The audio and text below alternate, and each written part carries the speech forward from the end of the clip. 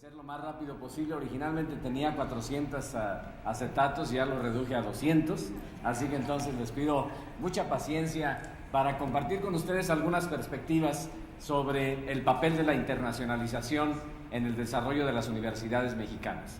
Y mi presentación se complementa mucho con la sesión posterior a la comida en la que Jocelyn Gassel va a estar hablando de la perspectiva latinoamericana sobre la misma temática. Entonces la idea era un poquito complementar perspectivas en este sentido. Más que hablar de la internacionalización como tal, porque es a lo que Jocelyn se va a referir, yo buscaré tratar de argumentar alrededor de la importancia de la internacionalización como un elemento transversal de la operación de las instituciones de educación superior. Y esto se liga mucho con los diversos comentarios que hemos estado escuchando en estos 2 días y de manera inclusive muy cercana a las preocupaciones que Salvador Malo mencionaba hace un momento respecto a la necesidad de ya no ejercer el arte de la ambigüedad, de asumir que las cosas deban cambiar, pero de que sigamos haciendo lo mismo.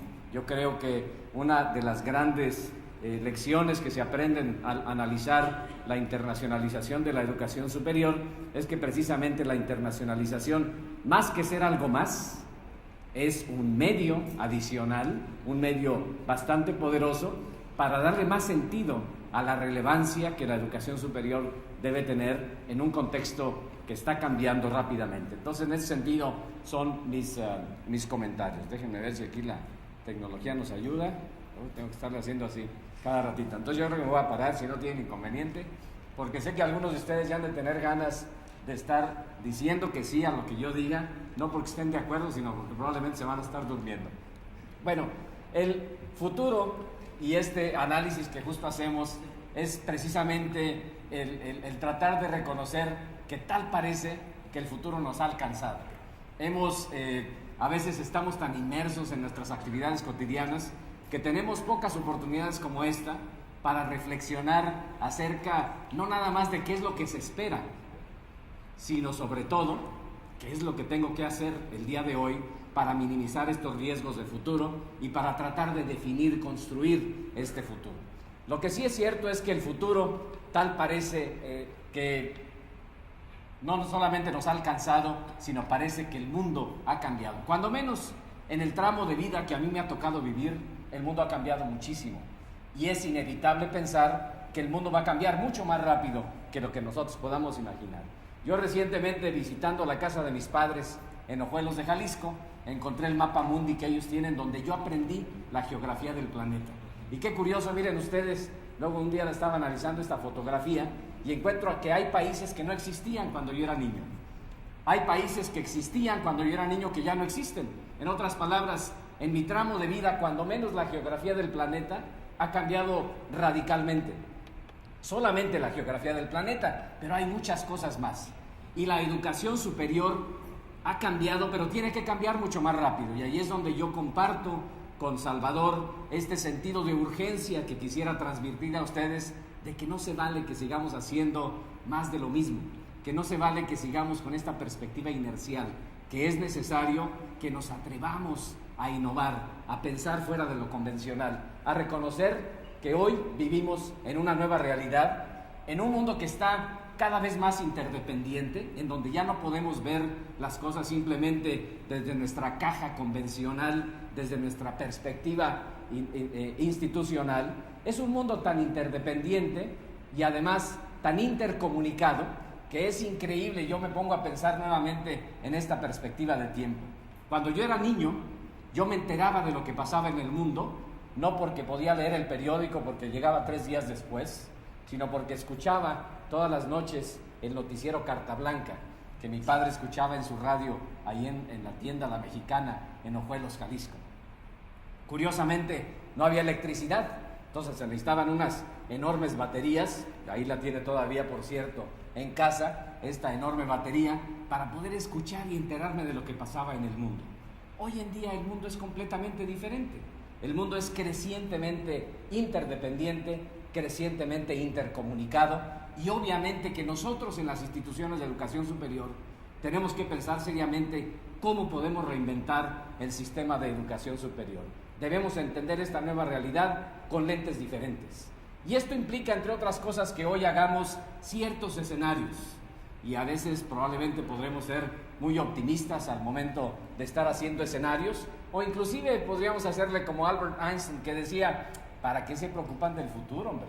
De todas maneras va a suceder, olvídense. No, yo creo que esto es importante analizarlo y es importante que reflexionemos de manera conjunta.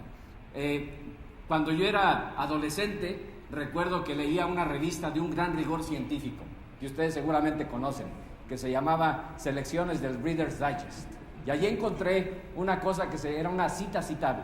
Y la cita citable decía, cuando pienso en el futuro, me asusta el presente. Y esta cita citable se me quedó grabada en la mente porque yo decía, hombre, de veras, el futuro no es algo que va a pasar, que puedo adivinar con una bola de cristal, ni tampoco es algo que puedo extrapolar con algún modelo matemático sofisticado. El futuro es lo que yo haga el día de hoy para precisamente definir dónde quiero estar el día de mañana. Y la pregunta es, ¿qué queremos para la educación superior de México como un elemento contribuyente a ese desarrollo que queremos para nuestro país? Así que pensemos en el futuro y eso obviamente nos obliga también a pensar un poquito en el pasado. Hoy es el 2014, ya casi termina. Pensemos no tan lejos, el 2025, ¿dónde vamos a estar? Y obviamente esto implica que también nos vayamos un poquito para atrás, donde estábamos, por ejemplo, en 1976. A ver, ¿ustedes dónde estaban en el 76? Yo tenía 15 años, ¿no? Entonces, bueno, yo era ese que está ahí en el 76, con pelo y con unos kilillos de menos, ¿no? Ahora estoy aquí en el 2014 y obviamente es muy difícil pensar cómo voy a estar en el 2025, si es que me toca estar. Pero recientemente encontré una aplicación en un iPhone que hace que ustedes puedan pensar cómo van a ser en el futuro. Entonces, pues, no es el 2025, sino el 2040, todavía más generoso, y ahí estoy yo en el 2040. Los que ya han escuchado mis presentaciones saben que cuento que hace poquito mi esposa estábamos conversando y de repente se me quedó viendo así, muy reflexiva, guarda silencio y me dice, oye, ¿te acuerdas de esa fotografía que según tú es del 2040? Digo, sí. Pues ya te pareces. Entonces, yo creo que la voy a tener que actualizar en fecha próxima. Pero bueno, esa es otra historia. Así que, al pensar en la internacionalización, tenemos que pensar fuera de lo convencional. ¿Quién nos dijo, por ejemplo, que el norte está arriba y el sur está abajo? Así lo aprendemos, ¿de acuerdo? Bueno, todo depende desde dónde lo estemos viendo, ¿no? Todo depende desde dónde queramos ver, con una perspectiva diferente, la educación superior y la internacionalización de la educación superior. Y al final de cuentas también todo es relativo. Ahí estamos el día de hoy. Ahí nos podemos encontrar. No se nos olvide que también hay que tomar en cuenta esta dimensión fuera de lo convencional. Y bueno, cuando el río suena es porque agua lleva. Y las reflexiones que los organismos internacionales han estado haciendo desde hace algún número de años, bueno, vale la pena escucharlas, no porque queramos simplemente decir que es la verdad absoluta, pero de alguna manera se construyen con base en este análisis de diversas perspectivas. Por ejemplo, la OCDE, en su análisis periódico sobre las tendencias de la educación superior, el impacto que tendrá el mundo en la educación, ellos, por ejemplo, hablan de lo que ya sabemos. Hay una nueva dinámica de la globalización. Otro elemento es que ciertamente el mundo, nuestro país, México, tiene indudablemente retos sociales que son diferentes a los que nos imaginábamos hace algunos años. Sociedades que se hacen más viejas, sociedades que tienen otro tipo de características socioeconómicas que no existían anteriormente. El mundo del empleo está cambiando y va a cambiar rápidamente. La niñez y la familia inclusive han estado transformándose radicalmente y obviamente la tecnología de la información y las comunicaciones están entrando precisamente en una siguiente ola de innovación que indudablemente afectará, nos guste o no, esta idea de cómo se enseña, cómo se aprende, cómo se transmite, cómo se deposita información y de qué manera las instituciones de educación superior son o no contribuyentes a esta nueva realidad. También la UNESCO, en su análisis de 10 años sobre tendencias de la educación superior para la conferencia del 2008, fíjense qué interesante, ellos anticipaban justo cuáles serían las tendencias más significativas en la educación superior en este decenio. Y ustedes pueden observar ahí que son muchas de las cosas que hoy estamos viendo. Masificación, desigualdad en el acceso, incremento en la movilidad estudiantil, revolución en los procesos de enseñanza-aprendizaje, etcétera, etcétera. Todas ellas son de alguna manera tendencias que ciertamente se encuentran presentes hoy en el contexto mexicano. Si hiciéramos un análisis de sí, no, para varias de ellas, la mayor parte de ellas precisamente serían estas. Entonces, la pregunta es, ¿qué de esto tiene que ver la internacionalización de la educación superior? Bueno, pensemos que más o menos para el 2025 se estima que la demanda global de espacios en la educación superior en el mundo se va a duplicar, que el sector privado ciertamente va a tener un creciente papel atendiendo esta demanda, que va a haber un perfil diferente de los estudiantes y consecuentemente de la demanda de temas de aprendizaje que ellos van a tener, lo cual indudablemente va a poner en tela de juicio nuestras ofertas y modelos tradicionales de educación superior. Y ahí, como decía Salvador Malo, ¿de veras estamos dispuestos a atrevernos a pensar si nuestro modelo curricular de las instituciones de educación superior sigue siendo vigente? Pónganse a pensar simplemente un solo detalle: el número de horas POMPI que tenemos que acumular los estudiantes mexicanos para tener el título de nobleza de la licenciatura, más o menos como un 35 a un 40% más que lo que se presenta en otros países. Tenemos un modelo altamente profesionalizante, rígido, secuencial, y estos elementos, por eso a mí, cuando el señor rector de la universidad me invitó a estar en esta reflexión, lo hice gustosamente, porque al final de cuentas ustedes como líderes institucionales son los que tienen la responsabilidad y son los que tienen la oportunidad de tratar de mover ese barco, de tratar de atreverse a innovar. Y nuevamente insisto, uno de los elementos que ayuda a esto es la reflexión sobre la importancia de la internacionalización. Los estudiantes no tradicionales van a ser un factor dominante en la educación superior. Va a haber presiones importantes de mercado y obviamente también presiones políticas hacia las instituciones de educación superior. Es obvio que aquellas que sobrevivan, y cuando digo sobrevivan no quiere decir que todas las demás se van a acabar, aquellas que sean relevantes van a ser las instituciones que entiendan que se requiere una rápida innovación pedagógica. Y esto, al final de cuentas, plantea a ustedes, como líderes de las instituciones de educación superior, un reto importante acerca de la gestión de sus instituciones y un reto con respecto a este triángulo que es tan importante, que es el triángulo del acceso con equidad, retención y relevancia del sistema de educación superior. Y la pregunta es, ¿cuál es el papel de la internacionalización? Bueno, yo les prometí que iba a hablar de todo menos de internacionalización, porque para eso aquí está la experta Jocelyn Gassel. Así que yo simplemente les hablaré de aspectos alrededor de la internacionalización que justifican precisamente algunas de estas cosas. Por ejemplo, vean ustedes el aspecto demográfico y vean las implicaciones que tiene para México. La realidad es que somos cada vez más, ¿no?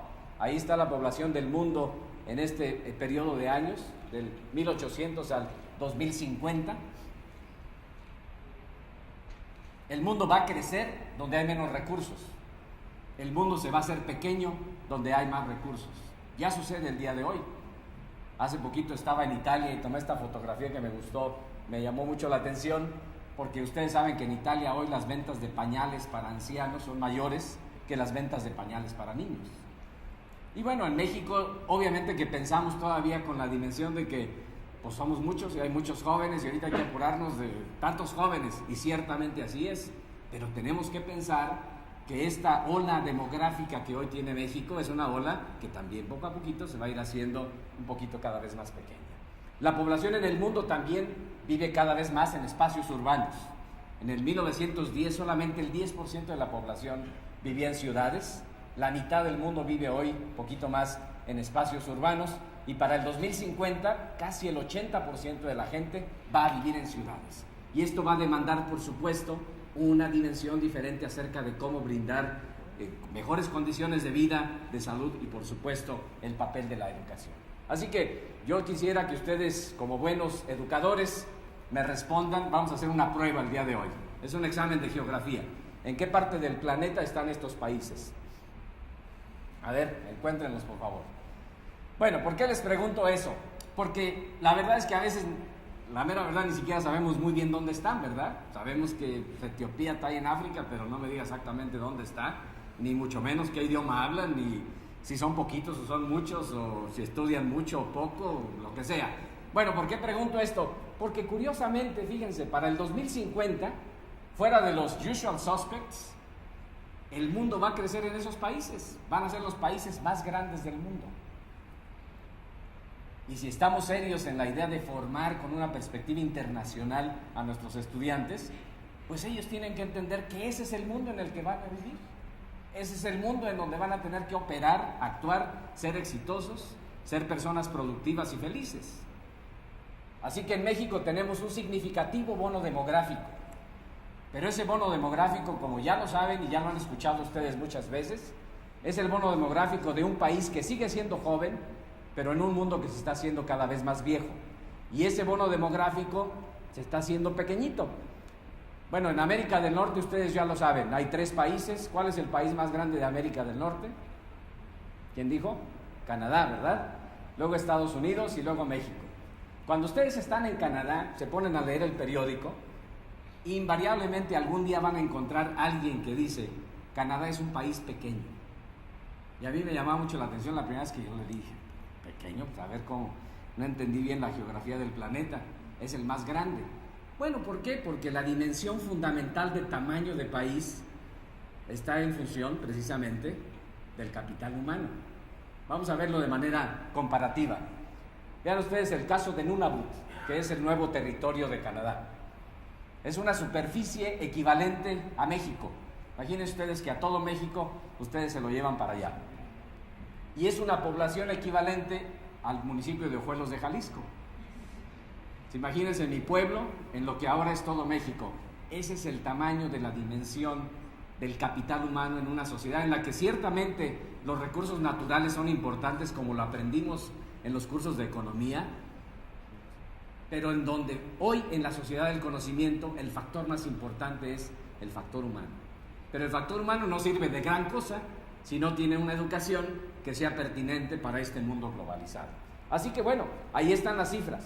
México es un país joven, pero es un país que se está haciendo viejito. Para el 2050 el promedio de edad de la población va a ser de aproximadamente 42 años de edad. ¿Y eso qué implica? Pues que va a haber más personas que van a dejar de trabajar y va a haber menos personas que van a estar trabajando, entre otras cosas, para pagar las pensiones de aquellos que ya dejaron de trabajar. Ahí está la gráfica demográfica de América del Norte, Estados Unidos, Canadá y México. Miren ustedes qué rápidamente se está deslizando ese bono demográfico. En 1994,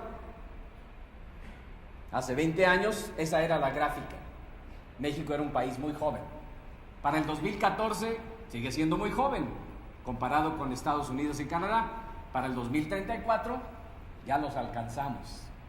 Para el 2034, ¿cuántos años nos faltan para el 2034? ¿De qué manera estamos diseñando hoy una educación superior en México que no sea inercial? ¿De qué manera vamos a responder a esos retos que van a ser completamente diferentes? ¿Estamos haciendo algo o no? ¿O estamos ejerciendo el arte de la ambigüedad?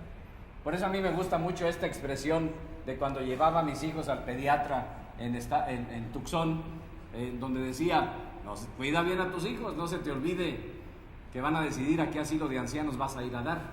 Cuidemos bien esta generación, no se les olvide que va a ser la generación que va a decidir a qué asilo de ancianos vamos a ir nosotros. Bueno, el otro elemento, y el día de hoy Zul habló con mucha precisión y maestría con respecto al tema del factor ecológico. Y no podemos dejar de lado también esto, nada que ver con la internacionalización, pero importantísimo. Tenemos que entender que hemos cansado al planeta, así como la población del mundo se ha duplicado, también el consumo de productos del mar ha crecido 4 veces, el de agua 3 veces, el de energía 4 veces. Y con enormes disparidades, mientras que en algunos países hay una abundancia y exceso en el uso de recursos, en otros sigue habiendo significativas disparidades. Y obviamente lo podemos trasladar al caso de nuestros países. En el caso mexicano también encontraremos lugares donde seguramente el consumo de agua, por ejemplo, es tal vez de 400 litros, mientras que el otro probablemente sigue siendo de 10 litros. Y luego el factor económico, bueno, ya lo sabemos, vivimos en una economía que es cada vez más global, más competitiva, que está basada en la tecnología, que está cambiando constantemente y sobre todo, nos guste o no, es una economía que cada vez más está basada en el conocimiento. Desafortunadamente, con desigualdades persistentes. Y obviamente esta fotografía se la robé a Yamil Salmi. Estamos hablando de realidades distantes en el mundo. Todo depende desde dónde estemos viendo el mundo, todo depende desde dónde estemos sufriendo el mundo. Y no podemos en la educación superior olvidar o poner debajo de la mesa ese tipo de realidades. Son realidades muy distintas, entre mundos muy distintos. Curiosamente, a veces no tan distantes, yo diría muy cercanas, como lo pueden ver en esta fotografía en Sao Paulo, Brasil, donde solamente una barda separa realidades tan diferentes de mundos. Y obviamente también volvemos al tema. Piensen ustedes que 3 días de salario en Noruega equivalen a 1 año de ingresos en un país como Malawi. Hay hoy en día, como ustedes lo saben, más de 1 billón de personas que viven con $1.25 al día. Y en el mundo crecientemente comunicado en el que vivimos, el problema, además de que hay pobres y ricos, es que además los pobres saben cómo viven los ricos y los ricos saben cómo viven los pobres, como dice Dominique Moissy, y esa realidad de cada uno pues no precisamente les gusta, y eso lo podemos ver en las noticias de la noche, como dice Dominique Moissy. Ese es el mundo en el que van a vivir nuestros egresados del día de mañana. Tenemos que prepararlos pues con una perspectiva de un mundo que cambió y un mundo que va a cambiar probablemente más rápido de lo que nos imaginamos. Y ya lo sabemos, uno de los grandes desafíos que tiene nuestro país es el desafío que tiene que ver con la equidad, y en donde podemos ver que todavía la brecha entre aquellos que tienen y los que no tienen es una brecha muy grande. Y en donde nosotros estamos convencidos de que la mejor herramienta para resolver esto es la herramienta del trabajo nuestro, que es la educación.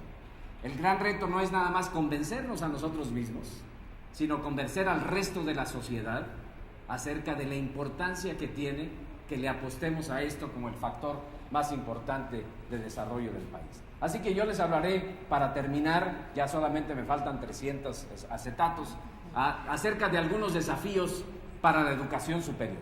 Bueno, el primero, el desafío de la universidad para quién. Este importante cuestionamiento que tenemos acerca del acceso a la educación superior. Y aquí ustedes lo saben, en el caso mexicano, yo recuerdo, por ejemplo, cuando era niño, yo fui de los pocos privilegiados en mi generación, en donde de 50 compañeros de la primaria en el pueblo, solamente 3 pudimos salir, los demás se tuvieron que quedar. Y yo siempre me he cuestionado eso, es decir, ¿qué derecho tuve yo que no tuvieron ellos? Teníamos exactamente el mismo derecho, pero al final de cuentas el accidente de la geografía hizo que algunos tuviéramos la ventaja y otros no. Y eso yo cuando hablo con estudiantes, yo siempre se los digo, pónganse a pensar que el asiento que está ocupando, hay tantos que lo tendrían que ocupar también, así que usted tiene una responsabilidad por aquellos que no se pudieron sentar donde usted está. Así que el dilema del acceso a la educación superior sigue siendo para México un dilema de gran magnitud. Y las cifras ahí lo pueden demostrar. Lamentablemente me tengo que acercar por acá. Yo quería acercarme más para allá para que no se me duerman los del fondo, pero aquí la tecnología no nos ayuda. No, está bien, no te preocupes.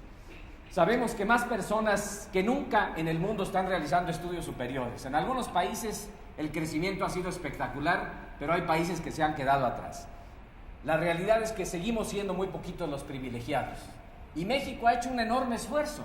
La matrícula de la educación superior en un país como México ha crecido rápidamente. Pónganse a pensar que en 1950 la matrícula total de la educación superior en México era equivalente a más o menos la tercera parte de la matrícula actual de la Universidad de Guadalajara. Y en este tramo de vida, vean ustedes el salto brutal que ha tenido el país. Sin embargo, obviamente, sigue habiendo enormes disparidades. Si eres rico, las posibilidades de que estudies son muy similares a las posibilidades de Corea del Sur.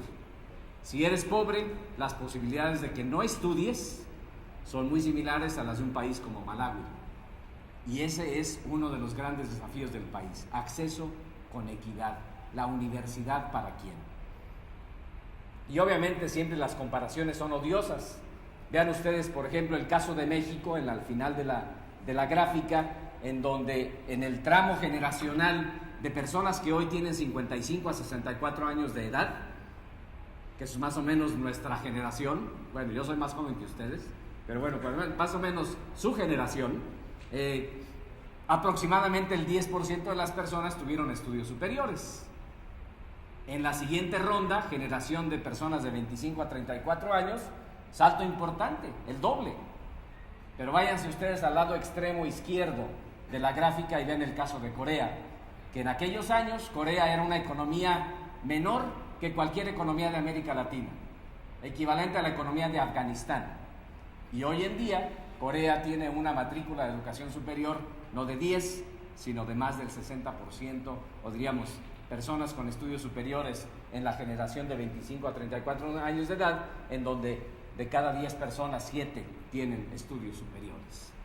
Y ahí es obviamente que vale la pena analizar qué pasó. Obviamente el contexto es muy diferente, hay una serie de razones históricas completamente diferentes, pero vale la pena conocerlas para entender que hoy tenemos un dilema significativo en acceso a la educación superior.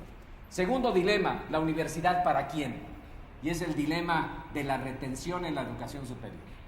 Y en nuestros países, México no es la excepción, se hace ruido increíble con respecto al crecimiento en el acceso a la educación superior.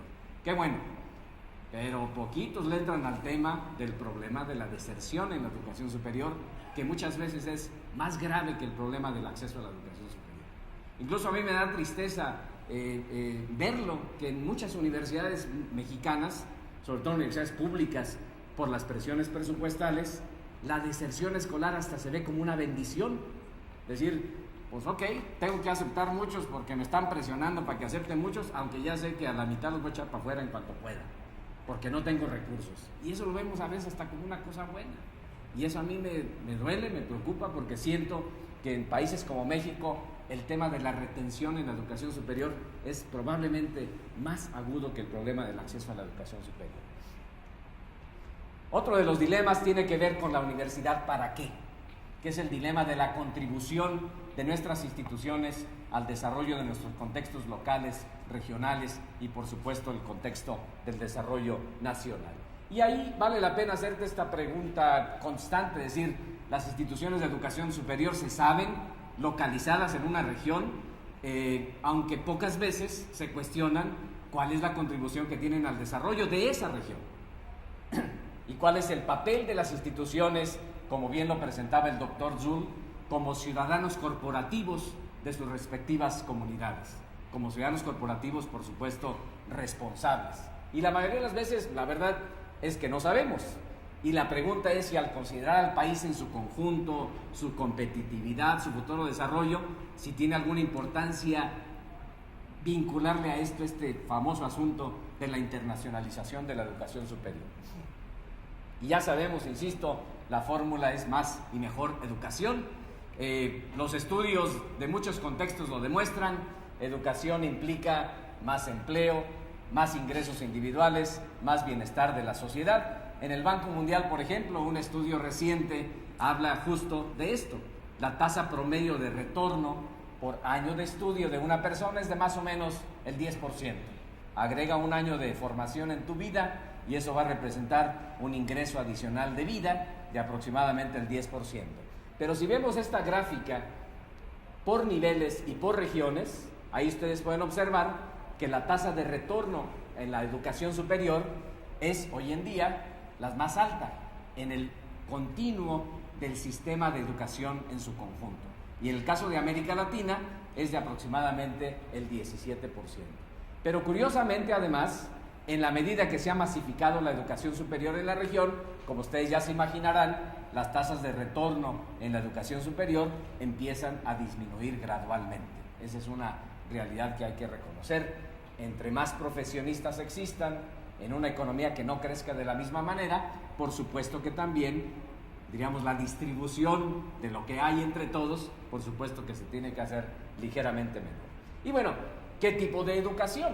Y ahí es donde finalmente, por fin empezamos a hablar, entre otras cosas, del tema de la internacionalización.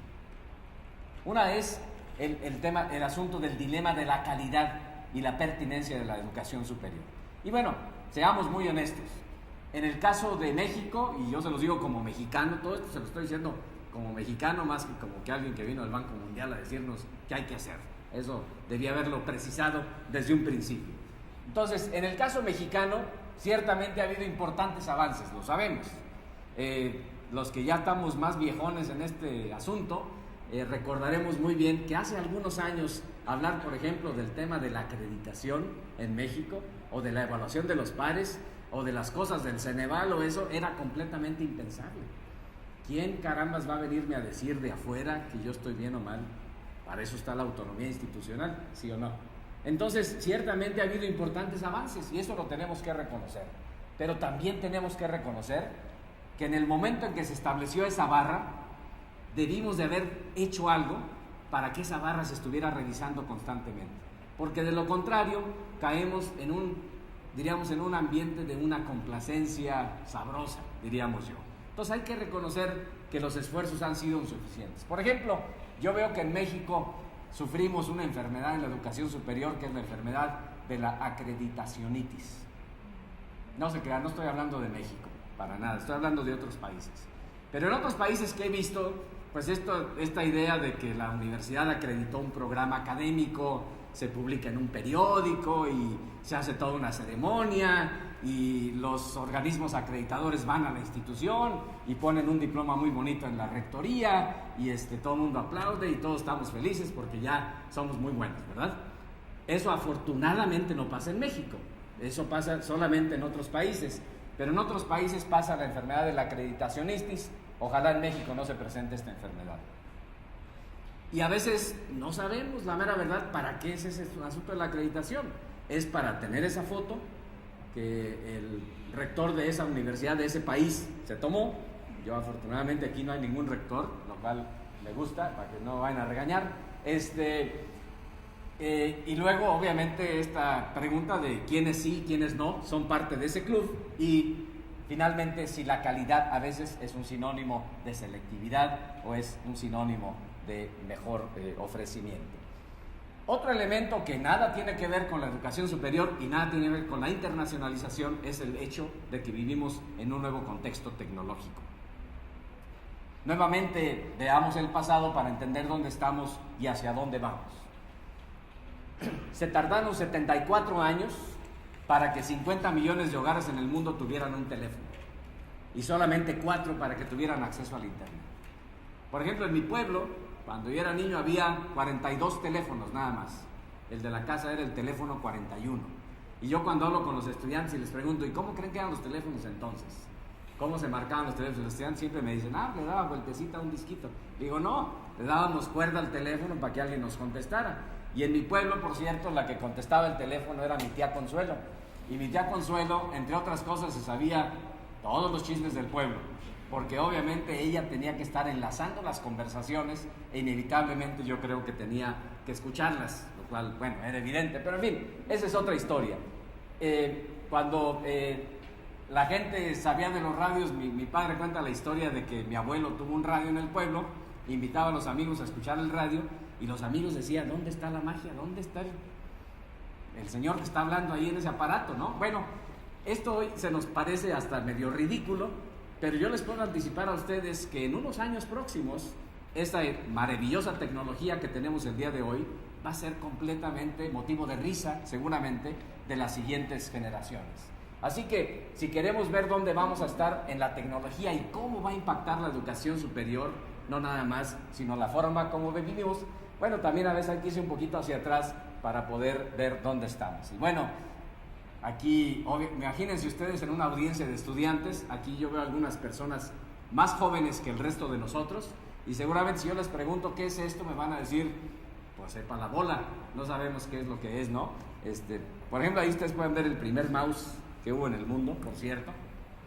En la Universidad de San Luis Potosí, cuando yo era estudiante, había una computadora nada más y luego teníamos que programar nuestras tarjetitas del código Hollerith y yo me acuerdo que nos cobraban por hoja de impresión. Y si uno se equivocaba en alguna instrucción que hiciera incorrecta y entrara en un ciclo de producción infinita, pues imagínense nada más lo que eso representaba. Entonces todo el mundo estábamos así cuidando que sí funcionara bien el programita que habíamos hecho en Fortran o en Basic. Imagínense ustedes, cuando yo les pregunto a los estudiantes esto, es increíble observar el cambio generacional. Es más, probablemente aquí me atrevo a preguntarle, ¿cuántos de ustedes saben lo que es una regla de cálculo? Miren, qué interesante. Muy bien. Bueno, para los que no saben lo que es la regla de cálculo, esas eran nuestras calculadoras, ¿no? Y bueno, la buena noticia es que si alguno de ustedes conserva una de esas reglas de cálculo, probablemente hizo algún buen negocio, porque ahorita en eBay cuestan como unos $400. ¿Sí? Entonces, si la tienen por ahí arrumbada, hasta se pueden hacer de un dinerito. Bueno, esa era nuestra tecnología. Solamente en este ciclo generacional que nos ha tocado vivir a nosotros. Hoy los estudiantes, cuando uno les pregunta de estas cosas, ellos dicen, pues esto es completamente diferente a nosotros. Y entonces, obviamente que la tecnología que hoy tenemos es una tecnología que ha cambiado radicalmente nuestras vidas y es una tecnología que, por supuesto, va a cambiar mucho más las vidas futuras. Incluso hoy la manera como nos comunicamos, como se comunican las generaciones actuales, es una manera completamente diferente. Hay incluso nuevos límites de lo privado que antes no entendíamos, ¿no? La niñez se ha transformado, tenemos que reconocerlo, como ustedes pueden ver en esa simpática gráfica que por ahí encontré. Bueno, en fin, algunos ejemplos de los innovadores usos que la tecnología está teniendo el día de hoy. Pero bueno, pónganse a pensar que hoy 20 casas promedio tienen todo el tráfico de internet que había en 1995. Pónganse a pensar qué va a pasar dentro de algunos años. El problema no es ya la ausencia de tecnología, sino la forma poco innovadora con que utilizamos la tecnología. ¿Para qué queremos una computadora muy sofisticada si lo que vamos a hacer es a jugar al solitario? Estoy hablando, por supuesto, de otros lugares, nada que ver con nuestras instituciones. Así que, obviamente que tenemos que atrevernos a pensar fuera de lo convencional. La tecnología va a cambiar mucho la manera como vivimos y va a cambiar mucho la manera como los estudiantes entienden el mundo. Y esto que se ve ahí medio de risa, pues pudiera ser que no tendría no estaría muy fuera de la realidad. ¿Por qué? Porque la generación que inicia sus estudios universitarios el año próximo, todos van a ser nativos digitales. Nosotros hemos sido migrantes muy marginalizados, pero el año próximo absolutamente todos los estudiantes van a ser estudiantes nativos digitales. Y ellos obviamente que ven el mundo de una manera diferente.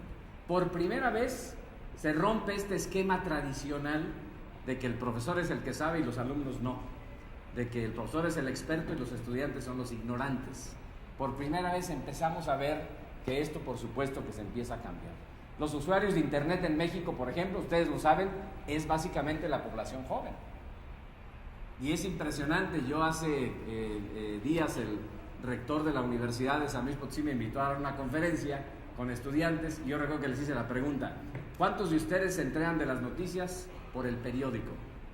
Y de un auditorio de aproximadamente 300 estudiantes, solamente 3 o 4 levantaron la mano. ¿Cuántos de ustedes se enteran de las noticias por el Facebook? Prácticamente todos levantaron la mano. Entonces, obviamente que es otra manera de ver el mundo.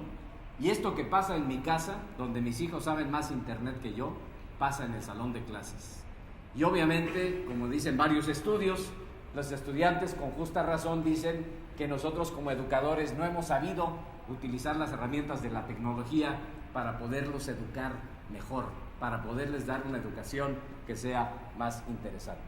Y obviamente que también tiene severas disfuncionalidades esto, ¿no? Bien se dice por ahí que los estudiantes tienen el síndrome de atención parcial continua, ¿no? Bueno, Otros elementos: una sociedad global en movimiento, más de 175 millones de personas en el mundo que nacieron en un lugar y trabajan en otro lugar.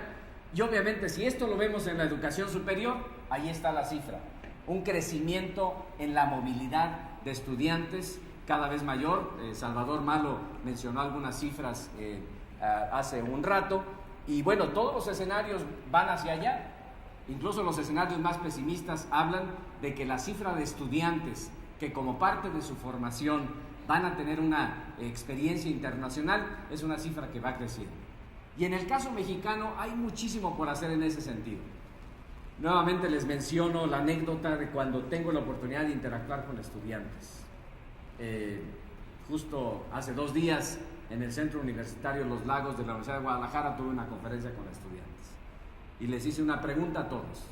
¿Cuántos de ustedes, les decía yo, consideran que tener una formación internacional es importantísimo para su éxito profesional? ¿Y qué se imaginan ustedes? Todo el mundo levantó la mano, ¿de acuerdo? Salvo el que estaba distraído o se estaba quedando dormido, pero todos levantaron la mano. La segunda pregunta era: ¿cuántos de ustedes consideran que no van a tener esa oportunidad? O más bien, ¿cuántos de ustedes consideran que realmente van a tener esa oportunidad? Y obviamente que muy poquitos levantaron la mano. Esa distancia, esa disonancia entre expectativas y realidades es el tamaño de la oportunidad que tenemos en la internacionalización de la educación superior. Y uno de los elementos de ella, hablaré más tarde de esto, es la movilidad de personas, la movilidad de estudiantes. No es el único, e inclusive suele ser distorsionado, pero al final de cuentas es un elemento.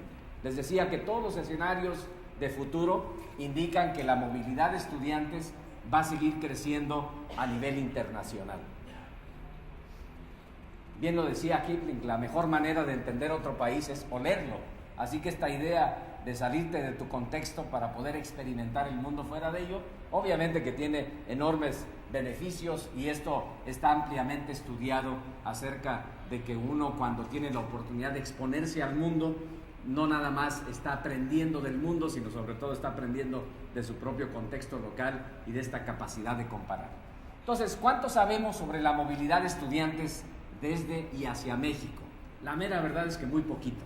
Hay un esfuerzo reciente que es muy útil, que es el esfuerzo de Patlani, que es una iniciativa que un grupo de académicos y de personas interesadas en el tema hemos iniciado algunos años, y que bien que mal haya estado sobreviviendo. Me encanta que aquí se encuentre el doctor Salvador Malo, porque sé que él se va a interesar mucho en seguir apoyando la iniciativa de Patlani. Ya lo vi que está sonriendo, lo cual quiere decir que sí. Bueno, entonces ahí en Patlani se ha hecho un primer esfuerzo para poder entender más o menos qué pasa con el tema de la movilidad. Miren, estas son las cifras más recientes. Los principales 10 países de destino de estudiantes mexicanos en el último ciclo escolar de las instituciones que respondieron la encuesta, que ahí hay un camino importante que seguir. Ustedes pueden ver, bueno, la cifra, lo que ya sabemos, y Jocelyn, entiendo que probablemente tal vez va a hablar un poquito acerca de eso, no estoy seguro. Pero bueno, ahí están los principales destinos. ¿Cuál es el principal? España. Después Estados Unidos, y ahí seguimos. Entonces ahí tenemos un elemento que ustedes ya se imaginarán que tiene que ver con el tema del idioma. Destino de estudiantes mexicanos por regiones. La principal región destinataria es Europa, América del Norte la número 2, y me llama la atención, por ejemplo, el caso de África. Solamente 18 estudiantes mexicanos que van a África en el ciclo escolar 2011-2012, cuando bien sabemos que África es el continente del futuro en muchos aspectos. Sabemos muy poco acerca del continente africano. ¿De dónde vienen los estudiantes? Ahí están las cifras, nuevamente más recientes: Estados Unidos, Francia y bueno, otros países después, ahí lo pueden ver. ¿De dónde vienen los estudiantes? Por regiones. Ustedes pueden observar ahí Europa, la principal región, después América del Sur, curiosamente, y después América del Norte. ¿A dónde van los becarios mexicanos del CONACYT? Ahí pueden ustedes también observar algunas cifras. En fin, el reporte de Patlani tiene una información muy rica, incompleta aún porque no todas las instituciones participan, pero ya hay una primera aproximación a entender qué estudian, quién los financia, en qué periodos van, qué limitaciones tienen cuando participan en movilidad, etcétera, etcétera. En fin, es un dato que creo que vale la pena que no nada más ustedes lo conozcan, pero sobre todo que sus instituciones participen con información que ayude. La realidad es que el tema de la movilidad de estudiantes, siendo importante, es un tema en el que México tiene una participación relativamente marginal. Inclusive el doctor Malo habló de algunas cifras hace un rato. Aproximadamente el 17% de los estudiantes internacionales en países de la OCDE son de China, el 6.8% de Corea del Sur, 4.6%, India, Corea del Sur, y la aportación de México, como ya lo mencionaba el doctor Malo, no sé si lo mencionó de manera específica, no llega ni siquiera al 1%. O sea, medio estudiante mexicano en el contexto de internacionales de países en la OCDE. Bueno, otros elementos, ya casi termino, aunque no lo crean, es el hecho de que obviamente habrá una brutal presión por el talento en los próximos años. Y esto ya lo estamos observando el día de hoy. Vemos el caso de países que han establecido políticas migratorias altamente agresivas hacia la atracción del talento, hacia tratar de que el estudiante llega o el profesionista llega y se quede y lo hagamos residente y ciudadano y todo lo que ustedes gusten lo más pronto posible. Así que obviamente esta es una realidad que habrá que reconocer, y esto implica que la competencia por el talento no nada más estará en el extranjero, sino también en casa, en esta economía crecientemente interconectada y crecientemente globalizada. Bueno, otro elemento que tiene que ver con la internacionalización es el asunto de los idiomas. Y bueno, ahí, ya saben ustedes, hay cifras medio chistosas. En China hay más personas que hablan inglés que en todo Estados Unidos. El segundo país de habla hispana más grande del mundo, después de México, donde más gente habla español, es los Estados Unidos, después España y después Colombia. En fin, hay datos que nos llaman la atención acerca de la importancia de los idiomas y la diversificación en los idiomas. Y México tiene una enorme tarea por recorrer todavía, porque el índice de capacidad de dominio de un segundo idioma, particularmente en el caso de inglés, ahí aparece rankeado más o menos en el 18 de 50 países que la organización EF English analiza. Y este es un problema de la funcionalidad del sistema de educación en su conjunto. Yo siempre bromeo diciendo que en México en la primaria aprendemos pollito, chicken, gallina, gen, y luego en la secundaria gallina, gen, chicken, pollito, y luego en la preparatoria pollito, chicken, gallina, gen, y en la universidad seguimos con el pollito, chicken, gallina, gen. Y no logramos resolver este problema, entre otras cosas, porque no atendemos el problema desde una perspectiva integral. Seguimos pensando que cada uno de los departamentos del sistema de educación debe hacer lo suyo, y curiosamente nosotros en la educación superior tenemos la enorme ventaja de poder formar bien, si es que somos serios, a los buenos profesores de educación de idiomas que necesita el sistema en su conjunto. El mundo también es cada vez más diverso, y por eso es importante la internacionalización, porque hay un creciente reconocimiento de la diversidad en el mundo. La falta de información, conocimiento y formación sobre la diversidad nos hace, entre otras cosas, ser intolerantes, nos hace, entre otras cosas, crear estereotipos acerca de unos con respecto a los otros. Y hablando de estereotipos, obviamente que en ese sentido la educación tiene uno de los papeles para poder resolver esto. Sabemos que el problema de la falta de tolerancia es un problema sobre todo de falta de educación. Y la falta de estereotipos hace que haya, creamos imágenes con respecto a los demás. Por ejemplo, ustedes saben que en Estados Unidos históricamente México era el país del tequila. Ahora ya cambió un poquito el estereotipo. Pero ese solía ser el estereotipo tradicional de México, y yo siempre decía, eso no es cierto, los mexicanos nunca tomamos tequila. En fin, no es cierto. Y eso menos diciéndolo en el estado de Jalisco, ¿verdad? Y obviamente, nuevamente en el caso de Estados Unidos, entre otras cosas, esto explica por qué hay un espíritu en ocasiones de rechazo, por ejemplo, a los inmigrantes, como ustedes lo pueden ver con la famosa ley 1070, en donde el 55% de la gente decía, sí es cierto, no importa que hagamos discriminación en contra de los inmigrantes. Este era curiosamente un sentimiento no tanto hacia los extranjeros, pero sobre todo hacia los mexicanos. ¿Y en México qué es lo que sucede? Afortunadamente México es una sociedad altamente tolerante, en donde no discriminamos, en donde somos multiculturales, y esta enorme riqueza multicultural que tenemos del país verdaderamente la celebramos y la aprovechamos y la hacemos parte de nuestra propia esencia, ¿verdad? Entonces fíjense qué bonita ventaja tenemos. Bueno, por cierto, yo ahí encontré un día este mapa de el mundo de acuerdo a los mexicanos, y curiosamente también tenemos lo suyo, ¿no? Tenemos lo nuestro. Por ejemplo, asociamos a África con el país de, digamos, no sabemos ni qué hay ahí, pero todo es el safari. Y luego los canadienses, cuando ven esta gráfica, pues les puedo decir que no están muy contentos, ¿no? Cuando ven que los mexicanos solemos pensar que es más de lo mismo, ¿no? Los mexicanos afortunadamente no somos como los que nos discriminan allá del otro lado, ¿verdad? Miren qué curioso, hubo una encuesta a propósito de la ley 1070, en donde a los mexicanos también les preguntaban algo similar, ¿no? Entonces los mexicanos decíamos, el 38%, que el número de extranjeros que hay en el país es muy alto, sobran, aunque sabemos que en México solo el 0.5% de la gente que vive aquí es extranjera, son muchos. También el 66% de los mexicanos decíamos que los extranjeros no tienen ningún derecho a criticar lo que pasa aquí. Qué curioso, ¿verdad? Coincidencias de la vida nada más. La primera encuesta nacional contra la discriminación en México, pues nos daba datos que la verdad a mí me ponían a preocuparme seriamente. Le preguntaban a los mexicanos si no permitirían que viviera en su casa, por ejemplo, un extranjero, un homosexual, una persona de otra raza o un indígena. Y una alta proporción de mexicanos decía no. Y yo estoy seguro que si les pregunto a ustedes si ustedes discriminan, ustedes me dirían que no. ¿Sí? Los mexicanos consideramos no discriminar. Pero si le preguntan a las personas discriminadas, 9 de cada 10 indígenas se sienten discriminados.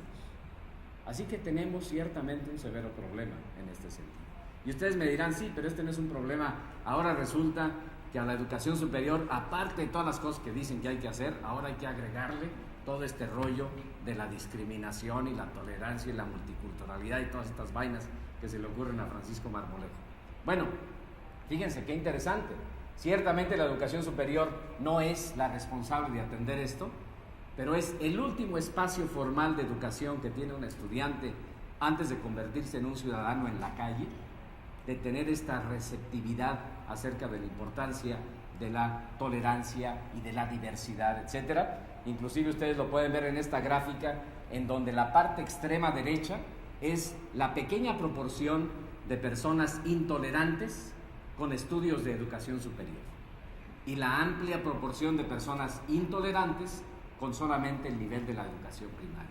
Entonces, ciertamente, ya lo sabemos, entre más estudiamos, más tenemos oportunidad de exponernos a estas realidades diferentes y consecuentemente de ser más tolerantes, y nuevamente la internacionalización nos ayuda, entre otras cosas, a podernos ver fuera de este contexto convencional, de nuestra zona de confort, porque nos permite entender las diferencias y valorar y celebrar las diferencias. Y esto implica, ya casi termino, ya nada más quedan 300 acetatos, que tenemos que obviamente entender que la formación en las universidades es más allá de los conocimientos fríos. Debe haber más formación humanista, debe haber más formación en educación general y debe haber, por supuesto, más énfasis, aparte de aptitudes, también en actitudes de las personas. Si la universidad renuncia a su tarea formadora, por supuesto que corre el riesgo de crear bárbaros científicamente competentes. Y obviamente esto implica también el reconocer que los límites entre lo que podemos hacer y la realidad del contexto local son límites que también hay que tomar en consideración. Este estudio que hizo la NUYES en el 2000 al 2006 planteaba que 3 de cada 4 carreras en México se encontraban en una situación de oferta neta excedente de egresados. ¿Qué quiere decir esto?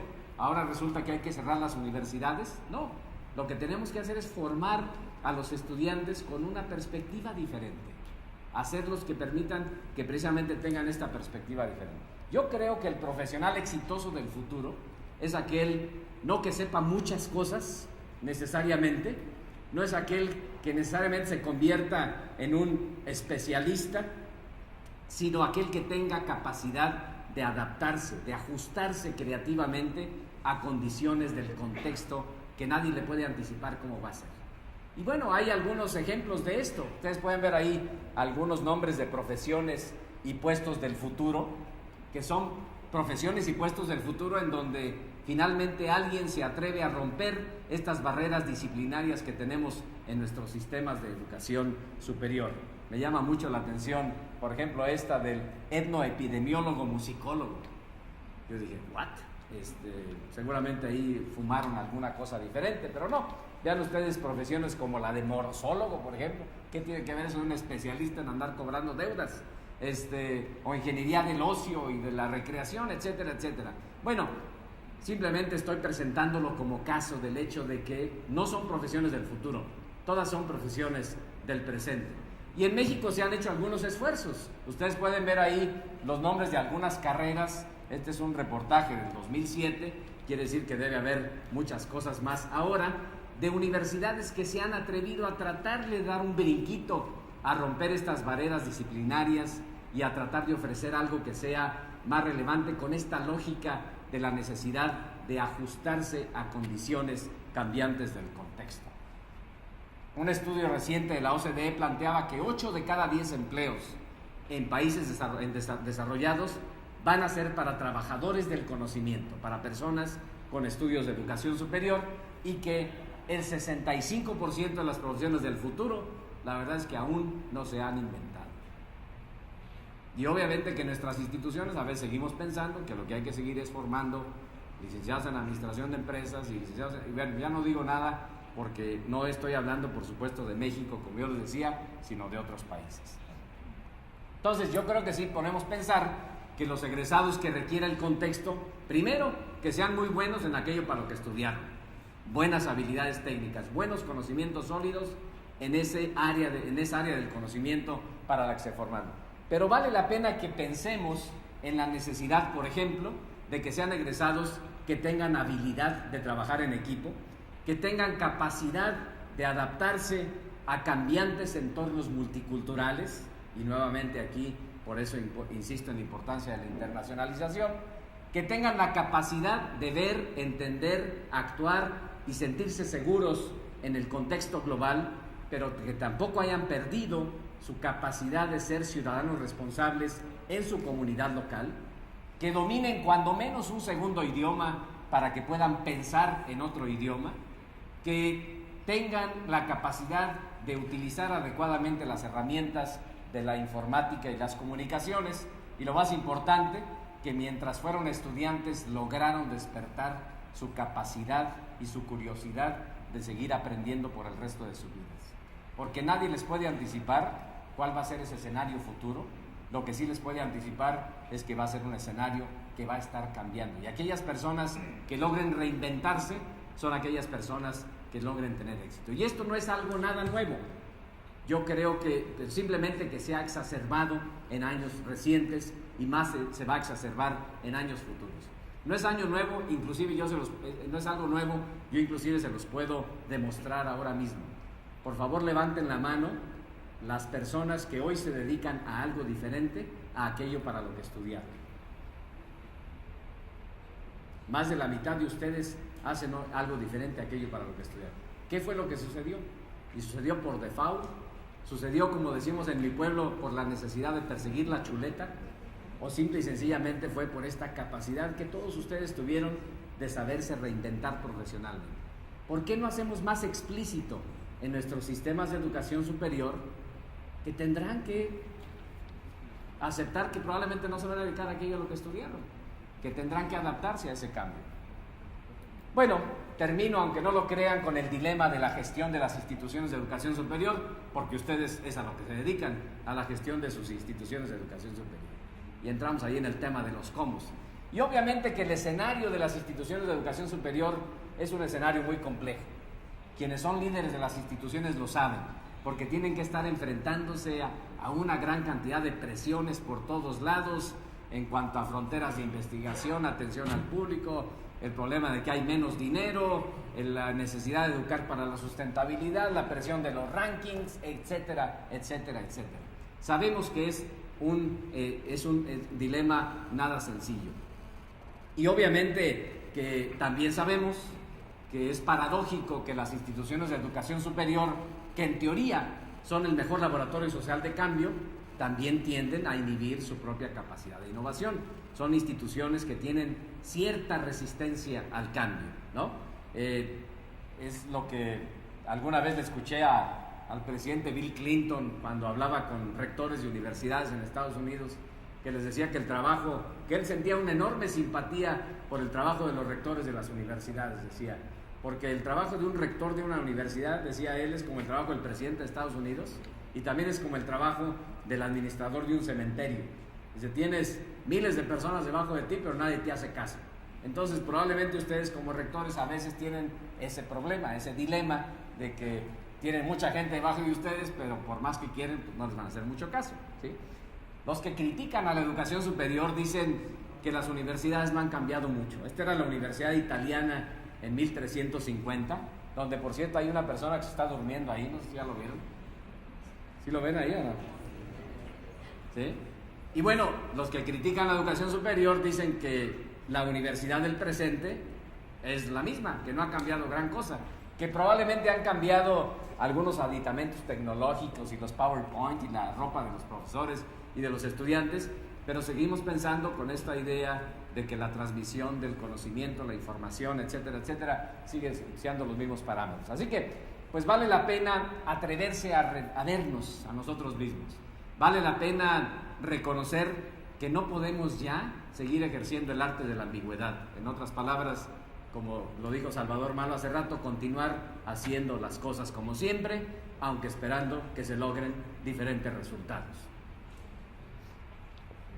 Los que nos critican dicen que en la educación superior somos expertos en el arte de echarle la culpa a otros por los problemas que nosotros enfrentamos. El síndrome de la gallina, ¿no?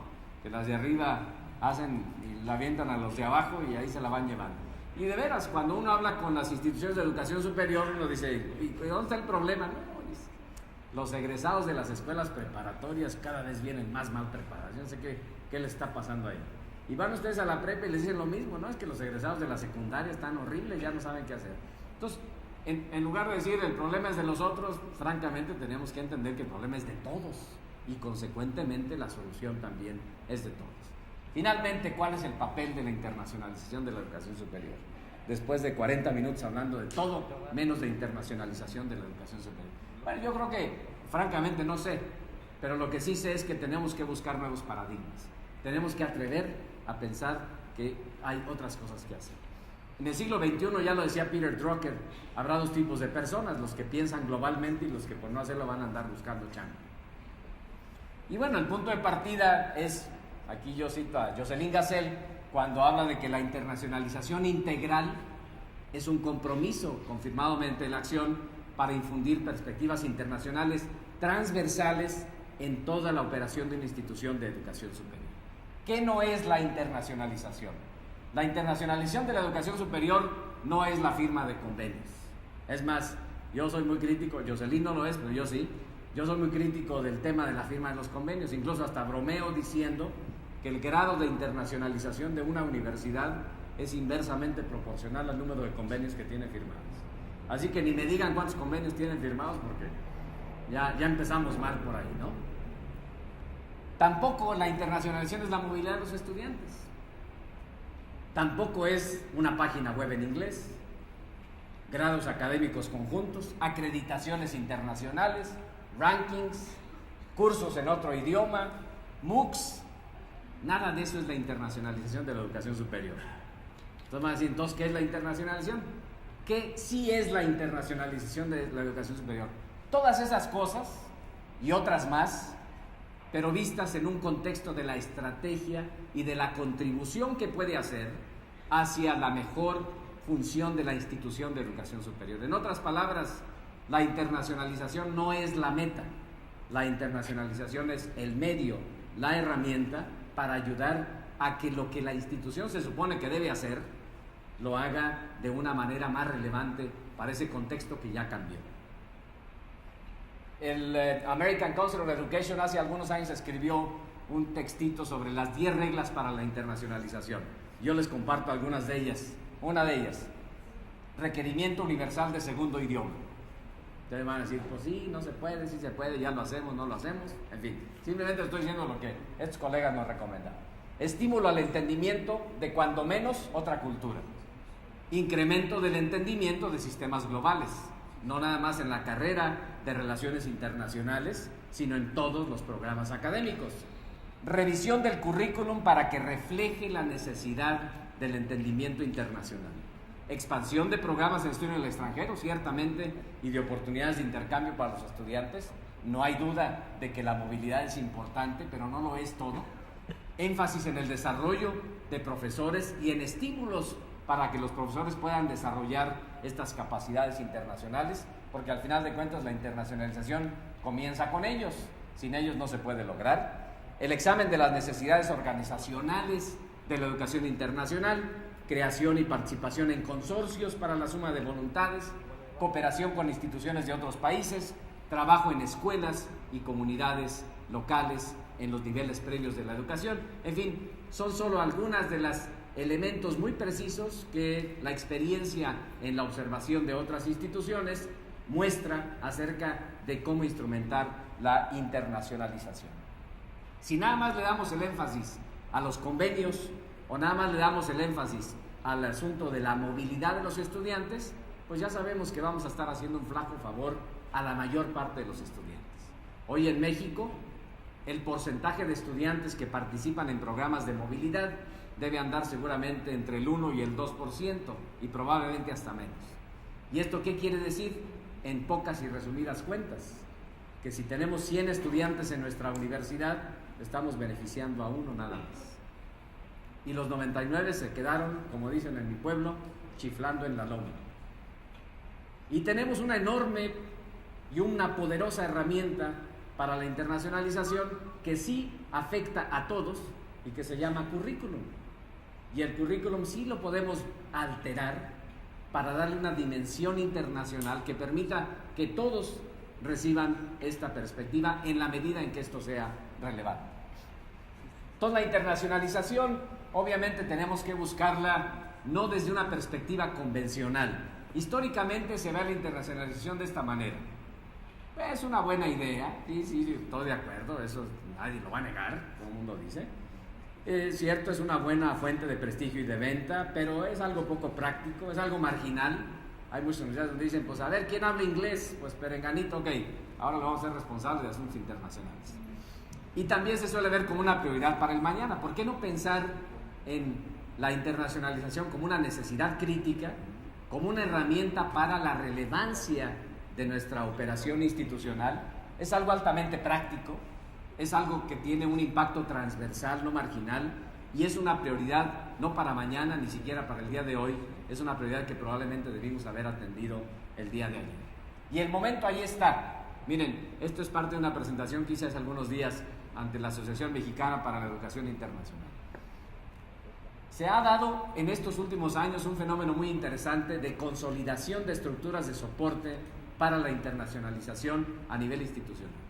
Hace 15 o 20 años solamente había 2 o 3 universidades en México que tenían algo relacionado con la internacionalización. Una oficina por ahí de asuntos internacionales o movilidad o intercambio, cosas por el estilo. Hoy prácticamente en todas las instituciones existe algo que tiene que ver con la internacionalización. Eso es un gran avance. Ha habido una consolidación en sus estructuras de soporte. Y luego de repente también parece como que los planetas se han alineado. Yo recuerdo siendo director de CONAGEC por tantos años, y Salvador lo sabe muy bien porque fue mi jefe como presidente del Consejo Directivo, nuestro sueño acariciado en el Consejo de Educación Superior de América del Norte era que hubiese un modelo serio con participación de gobiernos, entre otras cosas, para el tema de movilidad de estudiantes. Bueno, ahorita parece que se alinean los planetas con este tema del FOBES y eso, de repente decimos, caray, por fin, de repente empieza a apoyarse esta aspiración de que haya más atención al tema, en este caso, de movilidad. Pero también en este momento también hay que reconocer que a veces hay mucho ruido y pocas nueces, que a veces hacemos mucha faramalla con el tema de la internacionalización en nuestras instituciones, pero que a la hora que le escarbamos tantito, pues el asunto es así, más bien superficialón. Estamos hablando, insisto, en universidades en otros países, ninguna mexicana, por supuesto. Y luego de repente a veces que estamos con esto de que a Dios rogando y con el mazo dando, ¿verdad?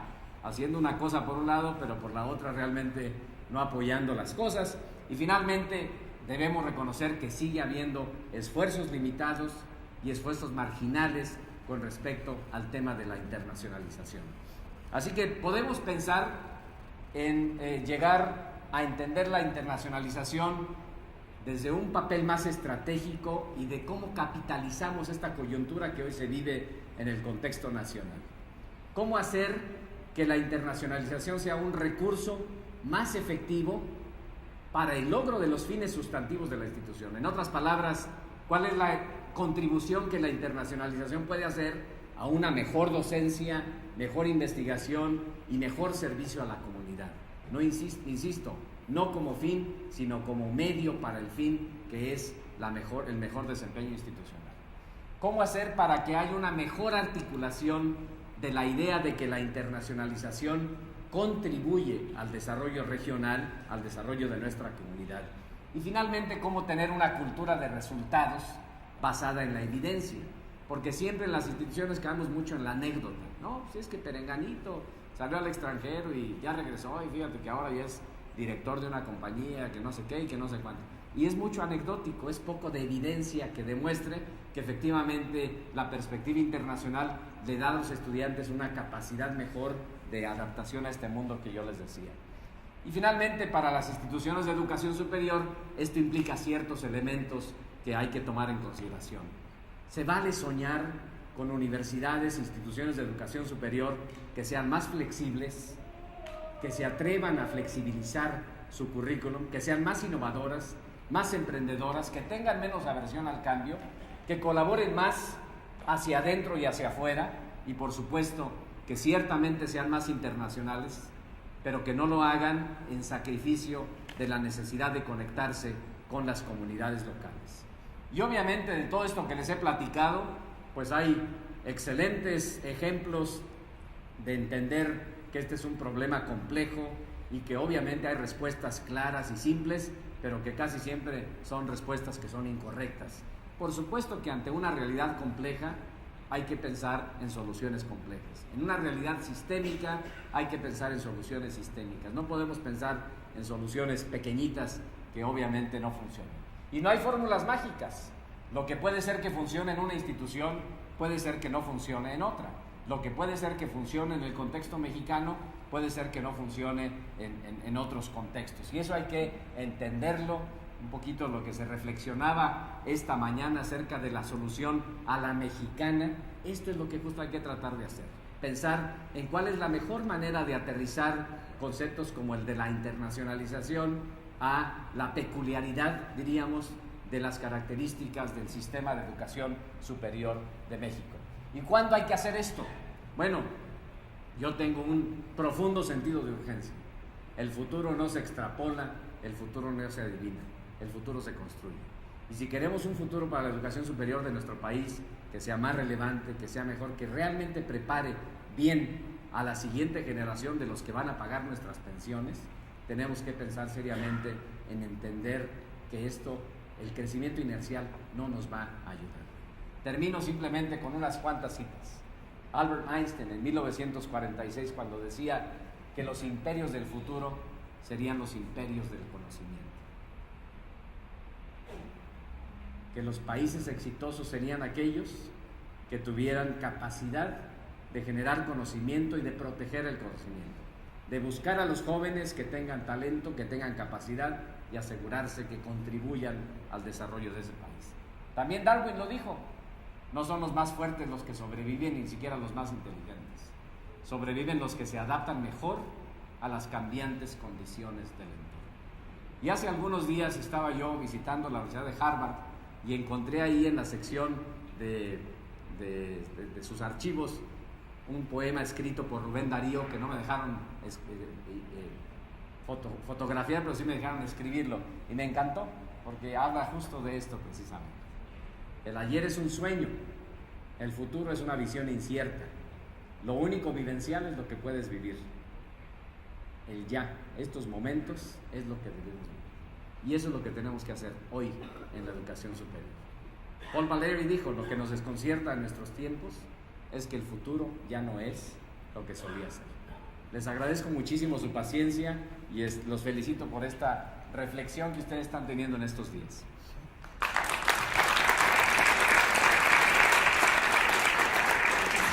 Muchísimas gracias, doctor Francisco. Siempre es un placer escucharle.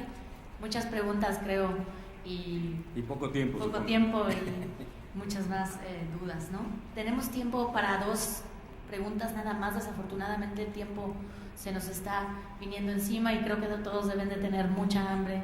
Tenía razón, doctor, estaba la comida de por medio. ¿Alguien que guste hacer un par de preguntas? 1,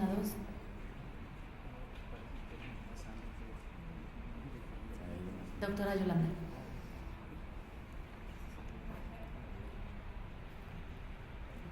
Bueno, hola, Yolanda Gallón de Fielding Graduate University. Doctor Marmolejo,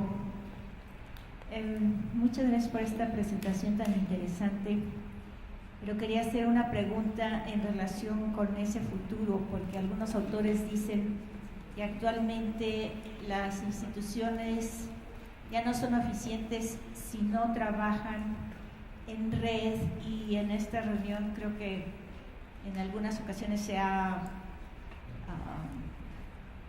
beneficiado la singularidad o se aprecia la singularidad institucional o la singularidad del país.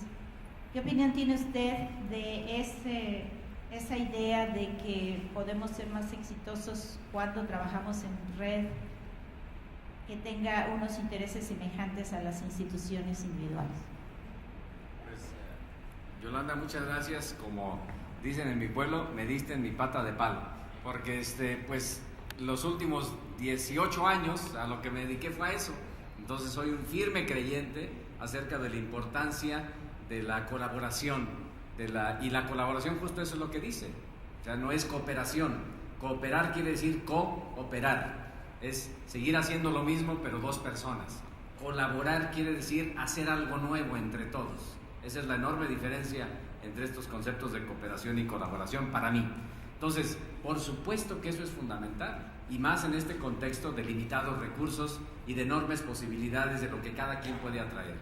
Cuando nosotros hicimos el CONAGEC, el Consorcio de Universidades de Educación Superior, Colaboración de Educación Superior de América del Norte, yo me ponía a pensar acerca de cuáles debieran ser estas reglas de operación de una red exitosa. Y yo siempre me acordaba, por supuesto, de mi pueblo, pues esto es algo que todos lo traemos y siempre tenemos que hacer referentes al lugar del que venimos para poder entender dónde estamos y para dónde vamos. Entonces yo decía, bueno, yo creo que una red exitosa es aquella en donde, entre otras cosas, por ejemplo, logremos hacer que se consiga esto de que, esta frase del pueblo que dice que nunca falta un roto para un descosido. Entonces, si tenemos un mecanismo que permita que sepamos lo que a uno le interesa y al otro no, y que encontremos estos puntos de convergencia, este era un elemento que nos parecía fundamental.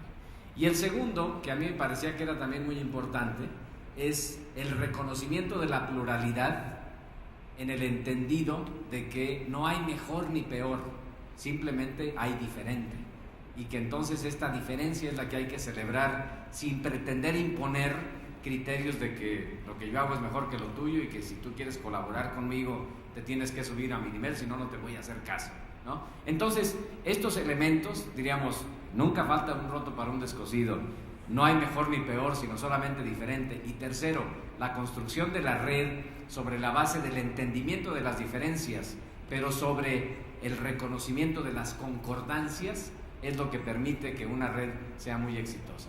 Y el último tiene que ver con el hecho de que, nuevamente, en la experiencia pasada manejando las cosas de CONAGEC, que me parecía fundamental, es la red no es la oficina central, el secretariado de la misma. Cada institución se puede convertir en un nodo exitoso de esa red, aprovechando y capitalizando lo que todas las demás pueden traer a la mesa. Así que convencido de esta necesidad, y en temas de internacionalización es muchísimo más aguda la necesidad de partir de la idea de la colaboración en este tipo de redes de esfuerzos conjuntos. ¿Alguien más?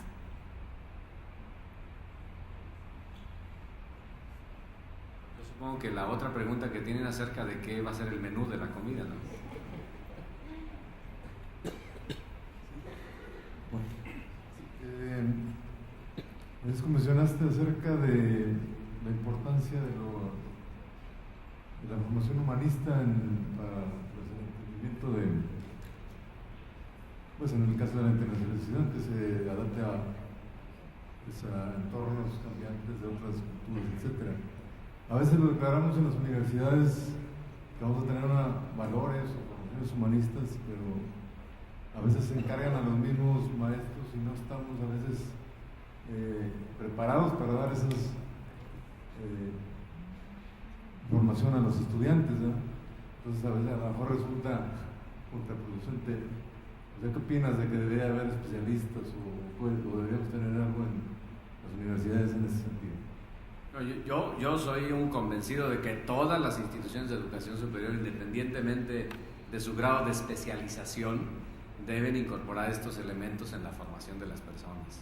O sea, nuevamente, vale la pena que algún día, a mí me encantaría que algún día se generara una reflexión aquí en México, convocada tal vez por el gobierno, la NUYES, las propias instituciones, atreverse en serio a cuestionar el currículum. Yo sigo pensando que ahí hay un margen impresionante. O sea, nuestro esquema altamente profesionalizante de nuestro sistema de educación superior ya no da para más. Y se los digo porque yo sé que ustedes lo sufren. Cada vez que hay revisiones de planes y programas de estudio, cuando se atreven a hacerlo en su institución, ¿a qué es a lo que nos lleva? A más. Y siempre decimos, no, pues ahora resulta que, ya dijo Marmolejo, que la tolerancia, pues sóplale, agrégale 3 cursos más de tolerancia, ¿no? Oye, pero vamos a tener que quitar el curso X, oye, no, pues ¿cómo lo vas a quitar? Pues si ahí está el profesor Perengano, lo vas a, le vas a quitar el trabajo y cosas por el estilo. Entonces, el excesivo profesionalismo en la formación de un mundo que ya no es así, a mi juicio es un elemento verdaderamente disfuncional de nuestro sistema, y eso impide, entre otras cosas, brindarles a los estudiantes formación como personas, que es parte de todo este elemento de formación para la vida y que permita que las herramientas técnicas que adquieran sean muchísimo más relevantes en ese contexto. Pero en fin, yo sé que es muy fácil decirlo, al final de cuentas es el reto de ustedes en las instituciones, pero ojalá algún día hubiese un esfuerzo así de decir, ok, vamos a atrevernos a pensarle en serio a este asunto y atrevernos a innovar, atrevernos a cambiar. Muchas gracias, doctor. Creo que ha sido una muy interesante mañana y un cierre, una conferencia de una excelente calidad. Dejarnos como ahí el punto de reflexión de la internacionalización no es propiamente ya el fin, ¿no? sino el medio para llegar a las metas que queremos, y una responsabilidad conjunta sobre todo, ¿no? de todas las oficinas, de todas las instituciones. No me queda sino que, bueno, desearles a todos un buen provecho, agradecerles nuevamente, doctor, y podemos pasar y reanudar. ¿A qué hora, doctor Iván? A las 5 de la tarde. Comemos igual que ayer aquí en la Plaza Bicentenario y reanudamos a las 5 con la doctora Jocelyn Gacel. ¿Va a haber tequila, Iván, o no? Solamente para usted. No es cierto. Va a haber mezcal, doctor. Optimistas al momento de estar haciendo escenarios, o inclusive podríamos hacerle como Albert Einstein, que decía, ¿para qué se preocupan del futuro, hombre? De todas maneras va a suceder, olvídense. No, yo creo que esto es importante analizarlo y es importante que reflexionemos de manera conjunta. Cuando yo era adolescente, recuerdo que leía una revista de un gran rigor científico, que ustedes seguramente conocen, que se llamaba Selecciones del Reader's Digest. Y allí encontré una cosa que era una cita citable. Y la cita citable decía, cuando pienso en el futuro, me asusta el presente. Y esta cita citable se me quedó grabada en la mente porque yo decía, hombre, de veras, el futuro no es algo que va a pasar, que puedo adivinar con una bola de cristal, ni tampoco es algo que puedo extrapolar con algún modelo matemático sofisticado. El futuro es lo que yo haga el día de hoy para precisamente definir dónde quiero estar el día de mañana. Y la pregunta es, ¿qué queremos para la educación superior de México como un elemento contribuyente a ese desarrollo que queremos para nuestro país? Así que pensemos en el futuro y eso obviamente nos obliga también a pensar un poquito en el pasado. Hoy es el 2014, ya casi termina. Pensemos no tan lejos, el 2025, ¿dónde vamos a estar? Y obviamente esto implica que también nos vayamos un poquito para atrás, donde estábamos, por ejemplo, en 1976. A ver, ¿ustedes dónde estaban en el 76? Yo tenía 15 años, ¿no? Entonces, bueno, yo era ese que está ahí en el 76, con pelo y con unos kilillos de menos, ¿no? Ahora estoy aquí en el 2014 y obviamente es muy difícil pensar cómo voy a estar en el 2025, si es que me toca estar. Pero recientemente encontré una aplicación en un iPhone que hace que ustedes puedan pensar cómo van a ser en el futuro. Entonces, pues, no es el 2025, sino el 2040, todavía más generoso, y ahí estoy yo en el 2040. Los que ya han escuchado mis presentaciones saben que cuento que hace poquito mi esposa estábamos conversando y de repente se me quedó viendo así, muy reflexiva, guarda silencio y me dice, oye, ¿te acuerdas de esa fotografía que según tú es del 2040? Digo, sí. Pues ya te pareces. Entonces, yo creo que la voy a tener que actualizar en fecha próxima. Pero bueno, esa es otra historia. Así que, al pensar en la internacionalización, tenemos que pensar fuera de lo convencional. ¿Quién nos dijo, por ejemplo, que el norte está arriba y el sur está abajo? Y para tratar de definir, construir este futuro. Lo que sí es cierto es que el futuro tal parece que no solamente nos ha alcanzado, sino parece que el mundo ha cambiado. Cuando menos en el tramo de vida que a mí me ha tocado vivir, el mundo ha cambiado muchísimo. Y es inevitable pensar que el mundo va a cambiar mucho más rápido que lo que nosotros podamos imaginar. Yo recientemente, visitando la casa de mis padres en Ojuelos de Jalisco, encontré el mapa mundi que ellos tienen, donde yo aprendí la geografía del planeta. Y qué curioso, miren ustedes, luego un día la estaba analizando esta fotografía, y encuentro que hay países que no existían cuando yo era niño. Hay países que existían cuando yo era niño que ya no existen. En otras palabras, en mi tramo de vida, cuando menos la geografía del planeta ha cambiado radicalmente. Solamente la geografía del planeta, pero hay muchas cosas más.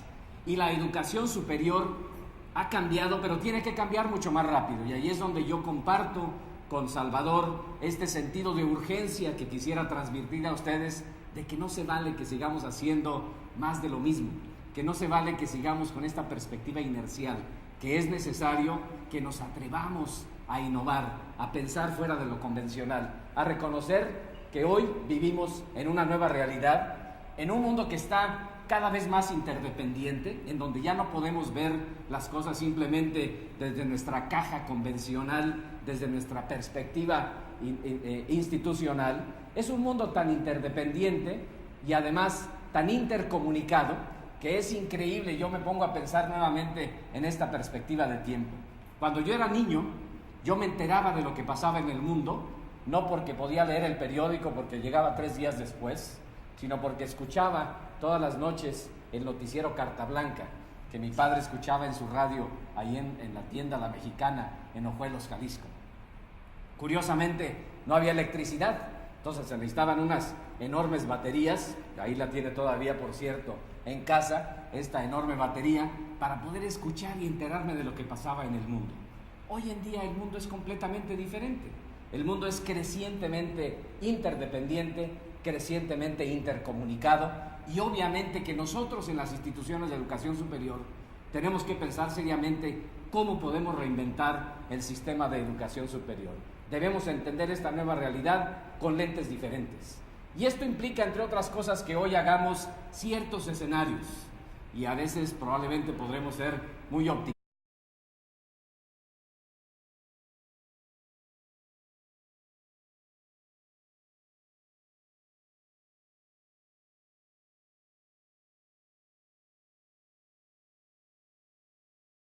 De ser lo más rápido posible. Originalmente tenía 400 acetatos, ya lo reduje a 200, así que entonces les pido mucha paciencia para compartir con ustedes algunas perspectivas sobre el papel de la internacionalización en el desarrollo de las universidades mexicanas.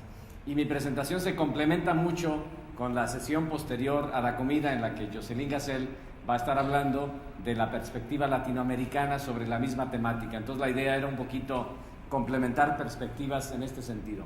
Más que hablar de la internacionalización como tal, porque es a lo que Jocelyn se va a referir, yo buscaré tratar de argumentar alrededor de la importancia de la internacionalización como un elemento transversal de la operación de las instituciones de educación superior. Y esto se liga mucho con los diversos comentarios que hemos estado escuchando en estos 2 días y de manera inclusive muy cercana a las preocupaciones que Salvador Malo mencionaba hace un momento respecto a la necesidad de ya no ejercer el arte de la ambigüedad, de asumir que las cosas deban cambiar, pero de que sigamos haciendo lo mismo. Yo creo que una de las grandes lecciones que se aprenden al analizar la internacionalización de la educación superior es que precisamente la internacionalización, más que ser algo más, es un medio adicional, un medio bastante poderoso para darle más sentido a la relevancia que la educación superior debe tener en un contexto que está cambiando rápidamente. Entonces, en ese sentido, son mis comentarios. Déjenme ver si aquí la tecnología nos ayuda.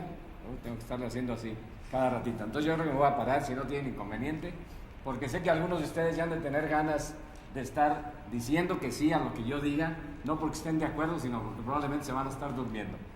Bueno, el futuro y este análisis que justo hacemos es precisamente el tratar de reconocer que tal parece que el futuro nos ha alcanzado. A veces estamos tan inmersos en nuestras actividades cotidianas que tenemos pocas oportunidades como esta para reflexionar acerca no nada más de qué es lo que se espera, sino sobre todo qué es lo que tengo que hacer el día de hoy para minimizar estos riesgos de futuro. Serían estos. Entonces, la pregunta es, ¿qué de esto tiene que ver la internacionalización de la educación superior? Bueno, pensemos que más o menos para el 2025 se estima que la demanda global de espacios en la educación superior en el mundo se va a duplicar, que el sector privado ciertamente va a tener un creciente papel atendiendo esta demanda, que va a haber un perfil diferente de los estudiantes y consecuentemente de la demanda de temas de aprendizaje que ellos van a tener, lo cual indudablemente va a poner en tela de juicio nuestras ofertas y modelos tradicionales de educación superior.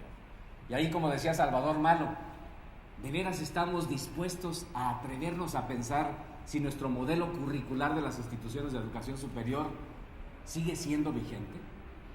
Pónganse a pensar simplemente un solo detalle: el número de horas POMPI que tenemos que acumular los estudiantes mexicanos para tener el título de nobleza de la licenciatura, más o menos como un 35 a un 40% más que lo que se presenta en otros países.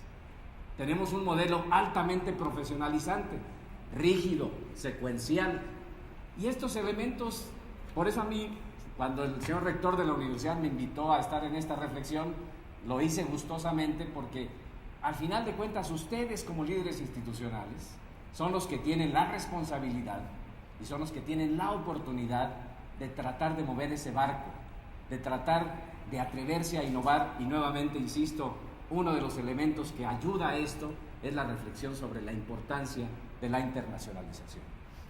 Los estudiantes no tradicionales van a ser un factor dominante en la educación superior. Va a haber presiones importantes de mercado y obviamente también presiones políticas hacia las instituciones de educación superior. Es obvio que aquellas que sobrevivan, y cuando digo sobrevivan no quiere decir que todas las demás se van a acabar, aquellas que sean relevantes van a ser las instituciones que entiendan que se requiere una rápida innovación pedagógica.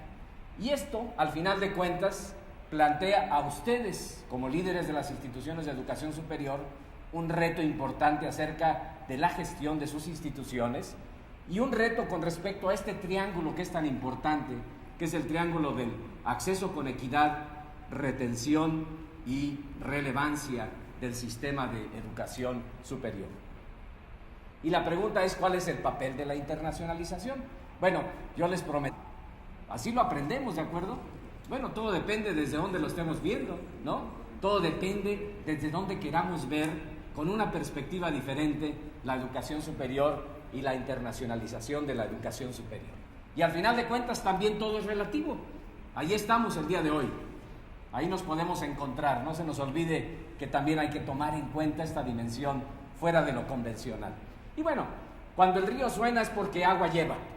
Y las reflexiones que los organismos internacionales han estado haciendo desde hace algún número de años, bueno, vale la pena escucharlas, no porque queramos simplemente decir que es la verdad absoluta, pero de alguna manera se construyen con base en este análisis de diversas perspectivas. Por ejemplo, la OCDE, en su análisis periódico sobre las tendencias de la educación superior, el impacto que tendrá el mundo en la educación, ellos, por ejemplo, hablan de lo que ya sabemos. Hay una nueva dinámica de la globalización.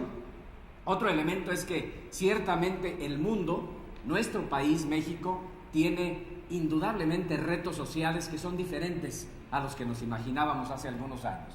Sociedades que se hacen más viejas, sociedades que tienen otro tipo de características socioeconómicas que no existían anteriormente.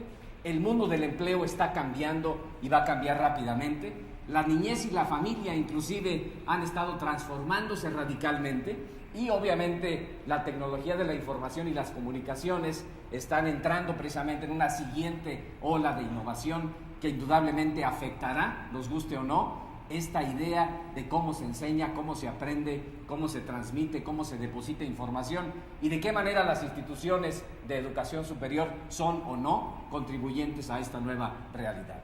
También la UNESCO, en su análisis de 10 años sobre tendencias de la educación superior para la conferencia del 2008, fíjense qué interesante, ellos anticipaban justo cuáles serían las tendencias más significativas en la educación superior en esta decenio. Y ustedes pueden observar ahí que son muchas de las cosas que hoy estamos viendo. Masificación, desigualdad en el acceso, incremento en la movilidad estudiantil, revolución en los procesos de enseñanza-aprendizaje, etcétera, etcétera. Todas ellas son de alguna manera tendencias que ciertamente se encuentran presentes hoy en el contexto mexicano. Si hiciéramos un análisis de sí, no, para varias de ellas, la mayor parte de ellas precisamente